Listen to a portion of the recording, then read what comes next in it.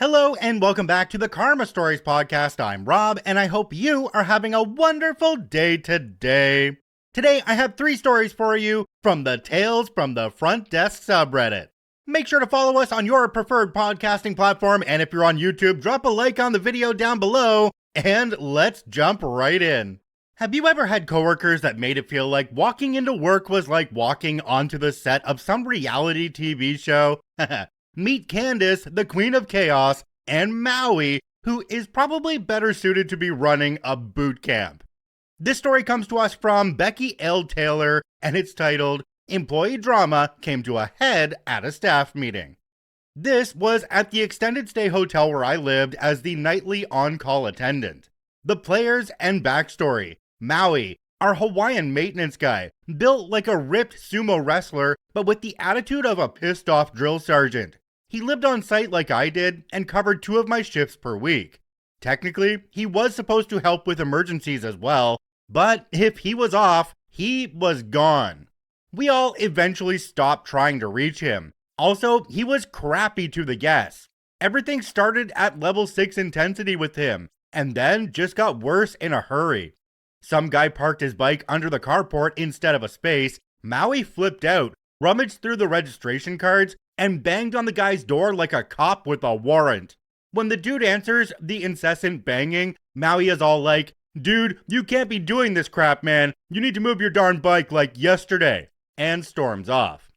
Another time, a guest had questions about a pre-authorization charge on his debit card. Maui was handling it exactly like you'd expect, talking to the guy like he was the dumbest person alive. I knew a lot of my guests and I liked them. I felt protective, so when I overheard from my room, I came out and easily, calmly explained the situation in 2 sentences. Problem solved. Maui just stomped off without a word. He didn't like women, so I wasn't expecting anything else. Eventually, he got fired, though somehow he landed the same job at another location. Miss Ethel. She had been working for the company for multiple decades. She was within 5 years of retiring and had been the HHK since before I was out of diapers. She gave her last F before I lost my training wheels. She would train the new HKers, but otherwise, she had nothing to say to no effing buddy. She also got a room as a perk, so she was the 3rd person that lived on site. A true pro, fast, efficient, and completely over everyone's nonsense. But if she cleaned a room, it was done right. She was a machine. She'd crank those rooms out as if she was getting paid by the quantity and needed a new pair of shoes. Candace, oh my gosh, Candace. Don't do drugs. Just don't. Candace was the poster child for "This is your brain" ads. The redneck meth head housekeeper, missing half her teeth, half her common sense, and yet was somehow still convinced she was the smartest person in the room.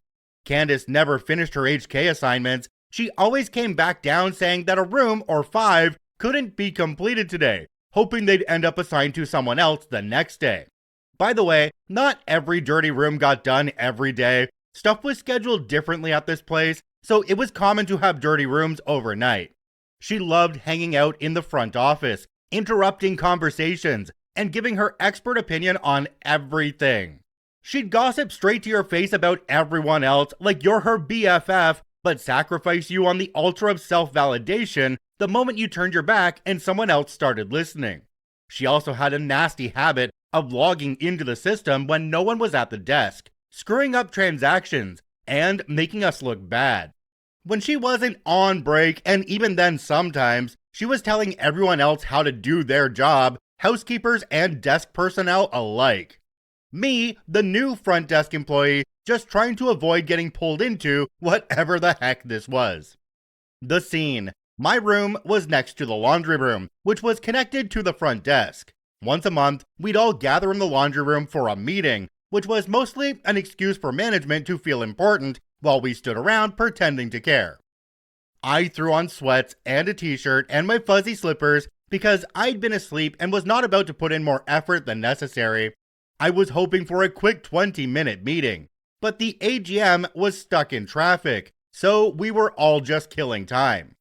The incident. So we're in the laundry room waiting for the AGM. Some of us are lounging, others catching Pokemon, The game was new at the time and the hotel was a stop. Candace was the last to arrive. Maui was sitting on an upside down 5-gallon bucket when Candace told him, "You don't need to strip the second floor rooms." One of his duties is to help strip rooms, but Maui was already mad at her over something unrelated, so instead of acknowledging that, he hounds her for what was on his mind instead and snaps, "And keep your darn nose out of it next time." Candace ignored his tirade and went right back to her topic. "It's okay if you want to go up there, I just don't want you to do extra work." It sounds like she's trying to be nice, but trust me, she's gloating at how validated she deserves to be. She's a fakety Miss Fake Fake. Maui puts a leg out as she's stepping past him and trips her. She doesn't fall over, but she very well could have, and it would have been bad because it was a concrete floor back there, and laundry machines with corners and other stuff. She turns around, bows her tiny frame against his surfer physique, and words start flying from both ends. Then, Miss Ethel actually joins in and is raising her voice. Oh my gosh, I hadn't heard more than 3 soft words strung together from her at any given time, about how Candace should take a long walk off a short pier. I was shook. Candace, apparently feeling brave or just high, claims that no one likes Miss Ethel and asks me to confirm. I stared at her and said, "I have no interest in being dragged into your childish drama." Miss Ethel pounced on that. Childish was all she needed to completely tear into Candace. Suddenly, it looked like I was backing her up, and now we were tag teaming Candace. Screw that. I noped right out and backed into the office, mostly shutting the door behind me. By the time I was gone, Candace had moved on to accusing Miss Ethel of hoarding linens in her own room so nobody else could get a full cart. Miss Ethel actually really did this all the time. She wasn't totally innocent. At that point, it was pure chaos, screeching accusations, everyone yelling over each other. And then, like a vengeful god, the traveling manager walked in. He gave the proverbial ear-dragging that everyone effing deserved. He went down the line, called everyone out by name for all their BS, and laid down the law. I don't care what's happened before, this is how it's going to go down as long as I'm here. And just to really drive the point home, he made Maui, Candace, and Miss Ethel sign a behavior contract on the spot. The only reason he didn't fire every last stinking one of them was because we'd have too many holes in our staff. To which Maui stated that we already had a hole that Candace couldn't fill properly. Traveling manager barked, "Zip it," and we proceeded with the normal meeting. One last moment of brilliance, Maui stayed on his phone while the traveling manager was talking, so the boss stopped, stared. Then, when Maui didn't give a crap, traveling manager asked if he should tape the phone to his own forehead, so Maui would have a reason to look up and pay attention. The aftermath. Maui didn't last, but here's how he got away with it for as long as he did. He outlasted the constant GM turnover. In the 1 year he was there, we went through 6 GMs. 3 of those were traveling manager who kept having to come back. By the 3rd time, traveling manager just stayed and became the GM himself, the 7th in 1 year. Eventually, Candace quit, Maui got fired, things got better for a second, until they hired that new GM, the one who couldn't deal with issues, and just got more and more stressed as time went on. Eventually, Papo called me looking for an employee, and that's when I left for the Giggle Snort. Much better. Papo actually knows how to run things. Later, I heard from an old coworker that HHK got caught hoarding linens again. Jumping down to the comment section on this one, we have one from a user called Kevin Martin. It says, "Laugh out loud, what a menagerie." OP responded and said, "Right? It was less of a workplace and more of a dysfunctional zoo. Maui, the angry gorilla, Candace, the raccoon, digging through everyone's business, and Miss Ethel, the wise but grumpy old owl, who had seen it all and was so over it. Meanwhile, I was just wondering how I ended up in this exhibit."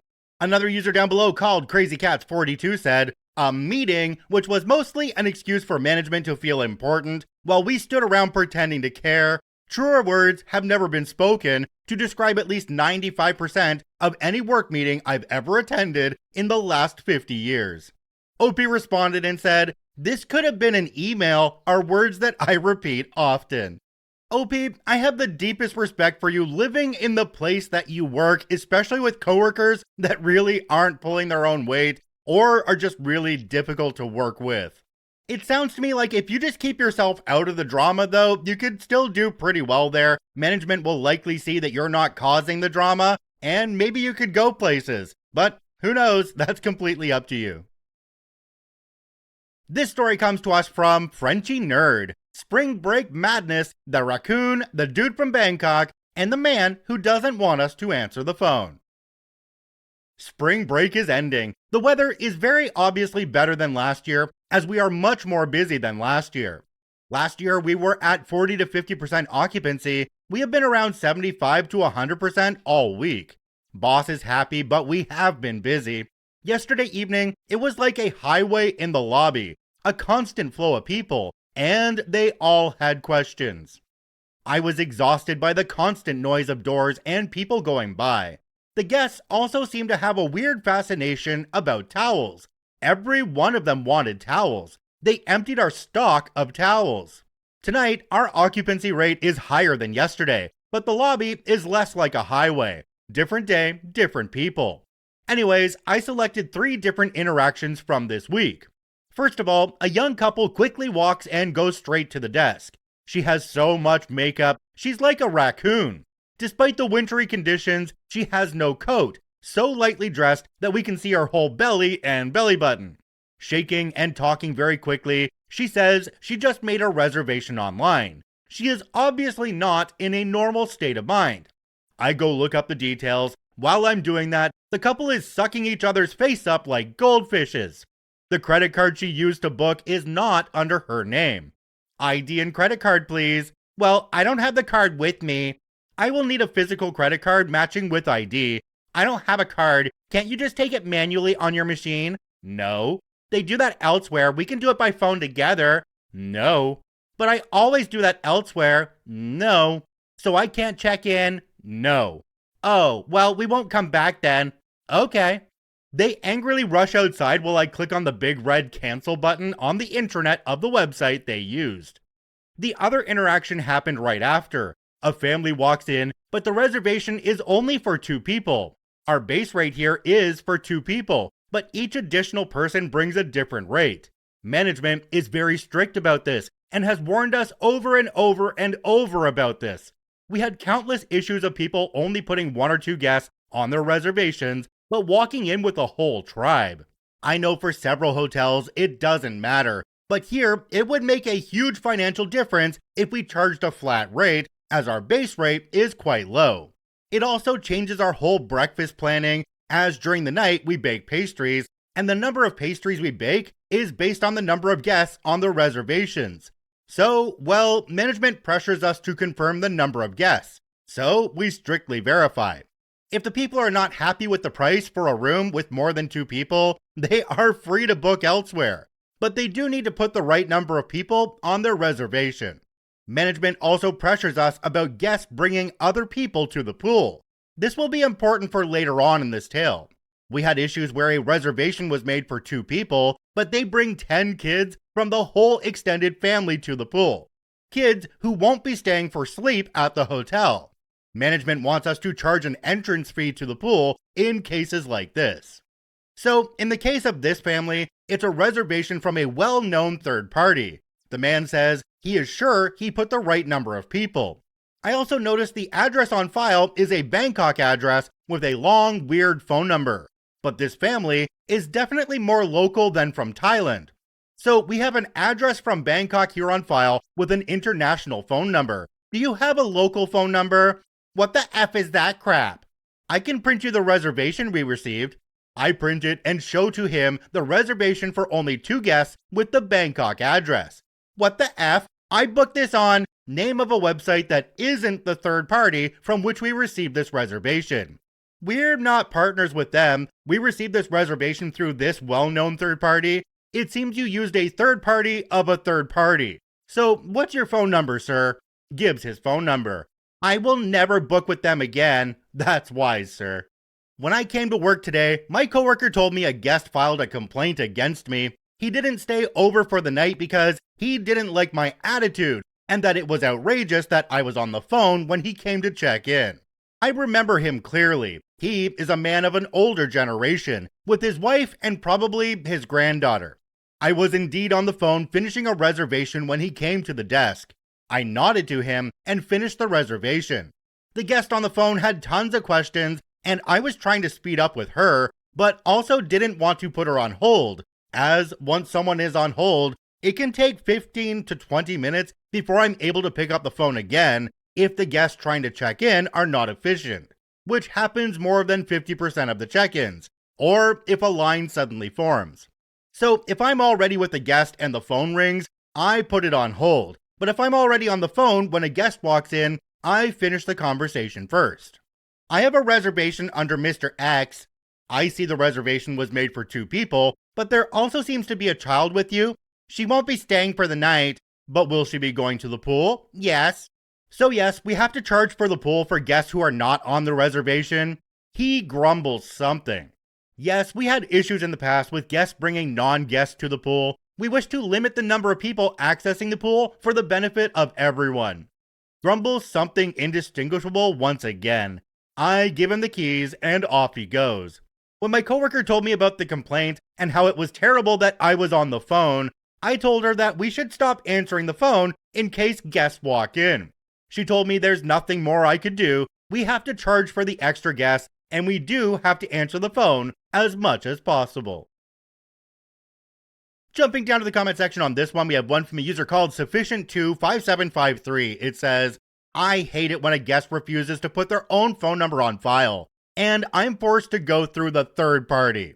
OP responded and said, from what I understand, it was the phone number of the third party of the third party. The guest probably put his phone number right, but the sketchy website he used didn't transmit it when they used a well-known third party to transmit the reservation. OP added an update down below. It says, the madness is ongoing, the lobby once again feels like a highway, and holy darn are people needy this week. It always amazes me because of all my numerous personal stays in hotels, my only interaction with the staff would be to check in. Yet all these people feel like they need 6, 7, 8 interactions each in one single evening, interrupting other people checking in because they want their need to be answered right now. This large group of bros was being noisy in a room. The poor family under them wanted to put their children to sleep. When I informed the bros to calm down, they said that if the family caused me issues, they could solve that for me. Bros, you're the issue, not the family. Then we ran out of hot water, and this couple who kept asking me stuff for the whole evening wanted to use their jacuzzi bath right now. I told them, unfortunately, we had to wait for the hot water tank to fill up again. But I want to use the jacuzzi bath now.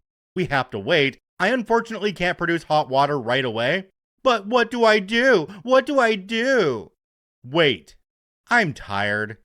I love when you've told somebody that they can't check in and they say, we won't come back then. And it's like, yeah, that's pretty much the idea. You know, sometimes the trash can just take itself out. You can just walk right back out that door over there. It's to your left. Just, bye. I find it kind of funny that the person who didn't want to give the credit card, well, those rules are put in place, especially because of people like you who are trying to use a credit card that doesn't belong to them. Get that through that head of yours, maybe. This story comes to us from Temporary Lumpy 8589. Shout out to what I firmly believe was the most patient FDA I've ever encountered. This is a story from the side of the customer, not the FDA, but I had an experience last summer I thought I'd share here. I was reminded of it today. I'm sure the FDA, who was a very nice lady, thought I was an inexperienced noob because of this series of brain farts during my stay. However, I travel a fair amount, usually for singing engagements and family visits, and stay in a decent chunk of hotels. This day was just an off day. Last summer, I was invited to sing the national anthem at a seaside minor league baseball stadium. This stadium was about a 3-hour drive from my house, and for me, 3 hours is not a big deal at all when it comes to driving. The snag was, I had a church event that morning I had already committed to attend in my capacity as a pianist.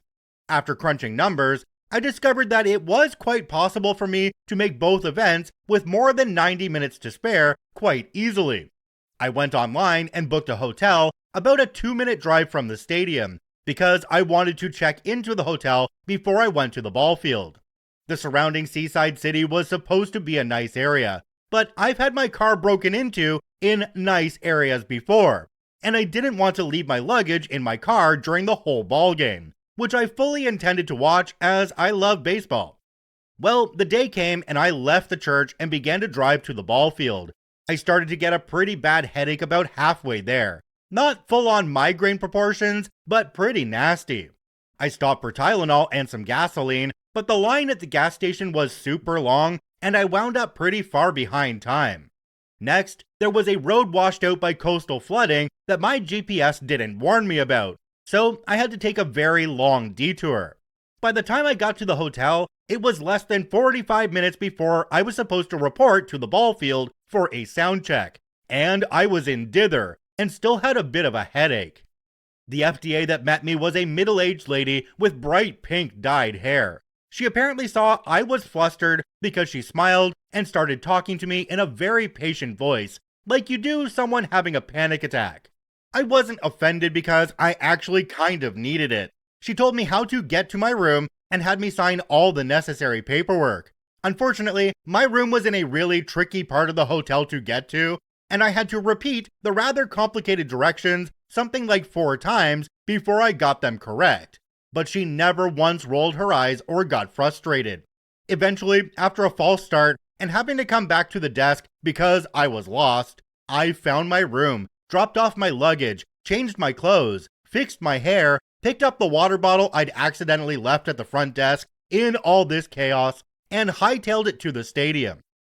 After singing the anthem and watching the game, I came back to the hotel, and this is where phase 2 of my being an unintentionally difficult guest kicks in. One of those southeastern USA pop-up summer cloudbursts hit just as I got out of my car at the hotel. We're talking gigantic drops in a torrent, thunder, gusting wind, the whole bit. I ran inside the hotel as fast as I could since I didn't have an umbrella, only to realize that when I went to use the vending machine that I'd locked both my car keys and wallet in my car. That meant I would have to wait in the lobby until my car insurance's roadside assistance company could send a locksmith to get my car open for me. Because the insurance company's app was undergoing maintenance, I had to make numerous phone calls to get through to my insurance roadside assistance and get help.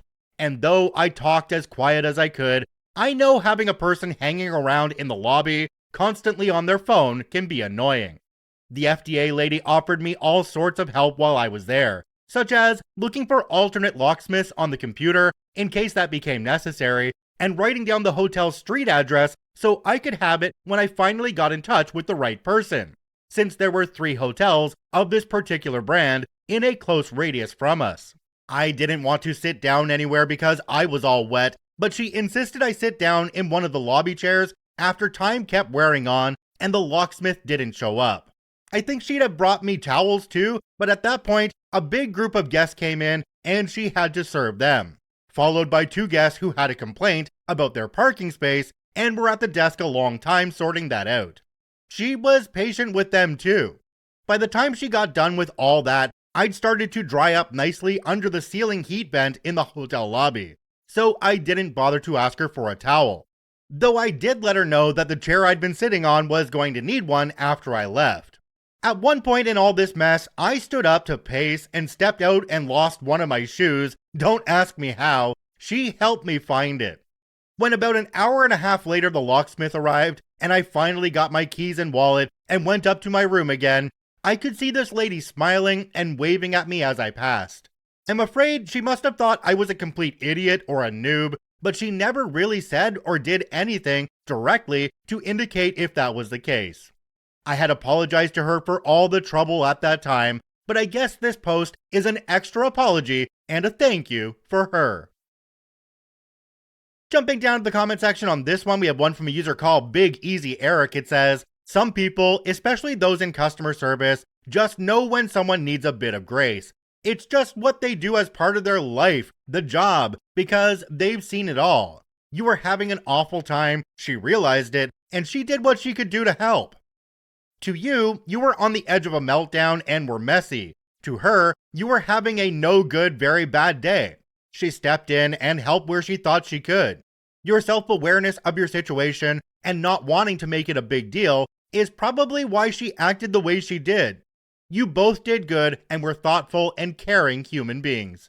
Another commenter down below called RokeLayer62 said, after you've worked the front desk for a while, you can pick up on the difference between a grimace caused by pain and grief and a grimace that is your normal resting bee face. I am willing to assist those going through a rough time, but I will show you my resting bee face if you push it. A lot of the stories we get on here are about bad people, and every once in a while there's a story that just kind of warms your heart and has wonderful people in it.